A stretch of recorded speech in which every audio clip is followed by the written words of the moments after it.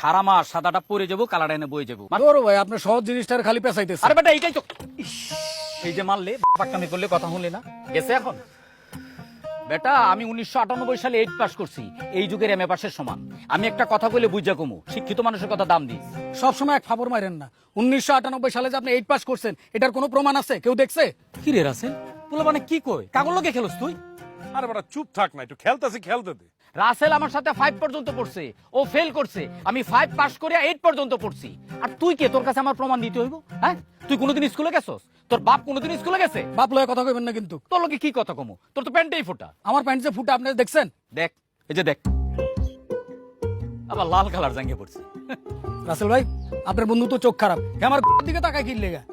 আমার নজর খারাপ, এ মায়া মানুষ হয়েছে, সিনেমার নায়িকা, তার দিকে তাকামু। কিরে সারাদিন কি এই ক্যারাম বোর্ড থাকলে হইব? এলাকার খোঁজ খবর রাখো। কি হয়েছে? একটা নতুন অফিস হয়েছে, অফিস আর হাসপাতাল একলগে। বিদেশতে ডাক্তার আইছে, সারাক্ষণ খালি ইংরেজিতে কথা কয়। আর মাইয়া ডাক্তারটা এত সুন্দর। আচ্ছা, এলাকায় যে এত বড় একটা কাহিনী ঘটলো, আমি জানলাম না কেন? ওর জানানো কি আছে, তুই কাটা এলাকার একমাত্র শিক্ষিত লোক আমি, আর আমি জানবো না? এলাকার নতুন হেড স্যার। তুই এক কাম কর, তুই যে 8 পাস ওটা লেখা গলার মধ্যে ঝুলায় রাখ।